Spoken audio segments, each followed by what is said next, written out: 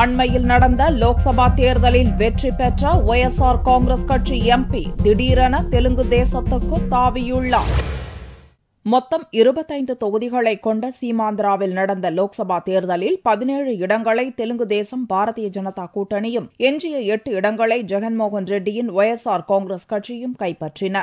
நந்தியால் தொகுதியிலிருந்து ஒய்எஸ்ஆர் காங்கிரஸ் சார்பில் வெற்றி பெற்ற எஸ்பிஒய் ரெட்டி டெல்லியில் தெலுங்கு தேசம் கட்சி தலைவர் சந்திரபாபு நாயுடுவை சந்தித்து தெலுங்கு தேசம் கட்சியில் இணைந்தார். நந்தியால் தொகுதியிலிருந்து 3 முறை எம்பியாக தேர்வு செய்யப்பட்ட ரெட்டி கூறுகையில், சீமாந்திராவில் தெலுங்கு தேசமும் மத்தியில் அதன் கூட்டணி கட்சியான பாரதிய ஜனதாவும் ஆட்சியில் இருப்பதால் மக்களுக்கு நல்ல முறையில் சேவை செய்ய முடியும் என்ற காரணத்தால் கட்சி மாறியதாக தெரிவித்தார். மற்றபடி ஜெகனுடன் எந்த பிரச்சனையும் இல்லை என்றார். லோக்சபா தேர்தலில் வெற்றி பெற்ற எம்பிக்கள் பதவி ஏற்காத நிலையில் சீமாந்திரா எம்பி கட்சி மாறியிருப்பது ஒய்எஸ்ஆர் காங்கிரஸ் கட்சி மட்டுமின்றி ஆந்திர மாநிலத்தையே திகைப்பில் ஆழ்த்தியுள்ளது. கர்னூல் தொகுதியிலிருந்து வெற்றி பெற்ற இன்னொரு எம்பி புட்டா ரேணுகாவும் விரைவில் தெலுங்கு தேசம் கட்சியில் இணைவார் என்று எதிர்பார்க்கப்படுகிறது. இதனிடையே கட்சித் தாவல் தடை சட்டத்தின் கீழ் எஸ்பிஒய் ரெட்டியை பதவி நீக்கும்படி ஒய்எஸ்ஆர் காங்கிரஸ் லோக்சபா சபாநாயகரிடம் முறையிட்டால் அவரது பதவி பறிபோகும் என்று லோக்சபா அதிகாரிகள் தெரிவித்தனர்.